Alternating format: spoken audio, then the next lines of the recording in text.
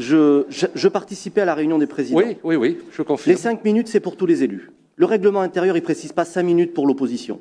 5 minutes, monsieur le maire, c'est pour tous les élus, sauf pour vous. Arrêtez. Sauf pour vous. Arrêtez. Ah mais oui, mais monsieur le maire, est-ce que j'ai tort? Le règlement intérieur, c'est 5 minutes pour tous les élus, sauf pour vous, monsieur le maire, qui présidez les débats. Oui. Vos adjoints ont parlé pendant 1h05. Allez, ne perdez pas de votre temps de parole. Donc, merci. Nous sommes en réalité, déjà efficace. sur la forme, sur un débat caricatural. Pourquoi? Alors que c'était un sujet extrêmement important. Caricatural parce que ce document est criant de partialité, monsieur le maire.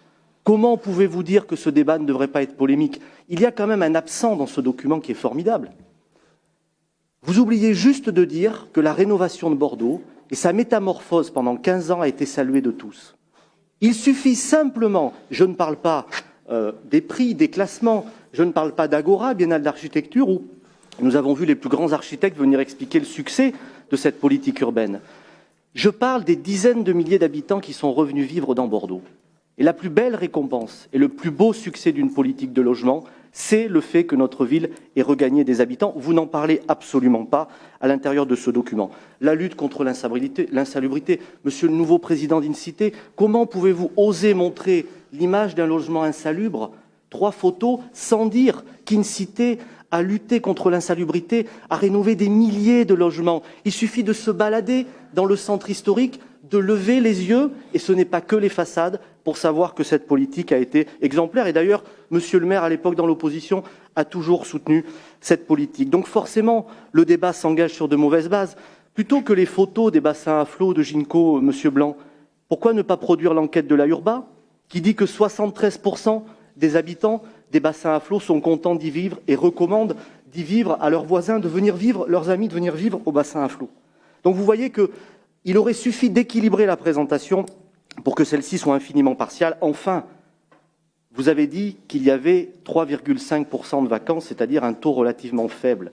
Mais combien de fois avons-nous entendu pendant la campagne électorale qu'il y avait 10 000 logements vacants, que nous ne faisions rien contre la vacance, que nous étions coupables? Et vous avouez aujourd'hui ce que nous avons répondu à l'époque, à savoir qu'on ne peut pas avoir un marché dynamique et en même temps beaucoup de vacances. Donc nous retrouvons ici énormément d'éléments qui nous mettent en colère au-delà du temps de parole que vous voulez restreindre.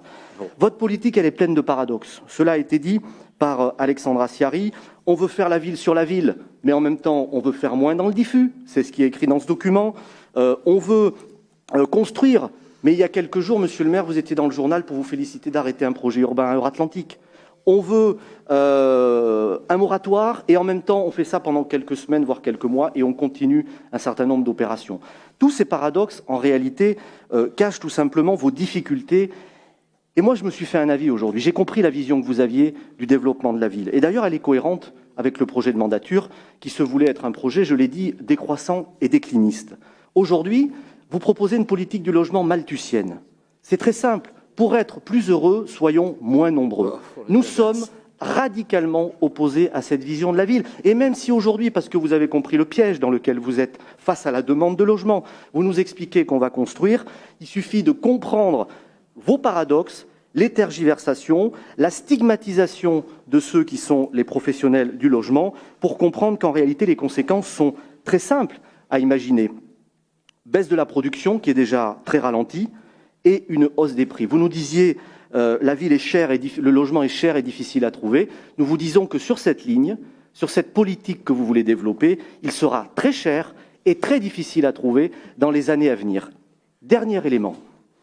Il y a 15 ans, et je crois que les élus écologistes étaient en pointe, la priorité, c'était la lutte contre l'étalement urbain. Ouais, je suis atterré de voir que plus jamais cette question-là n'apparaît. Mais avec cette idée de vouloir moins construire, stigmatiser, renforcer les normes, non pas que c'était facile avant de construire à Bordeaux, je n'ai pas trouvé un architecte ou un promoteur qui vous dira que c'était dérégulé, hein. Les commissions d'avant-projet, les normes UNESCO, etc., etc. Croyez-moi que ce n'était pas si facile que ça.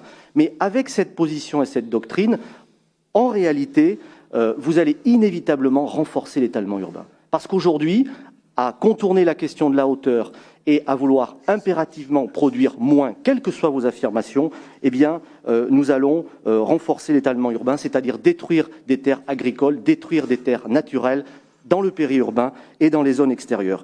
Et je vous le dis, monsieur le maire, Cette politique nous inquiète. Une ville qui régresse démographiquement, c'est une ville qui régresse tout court.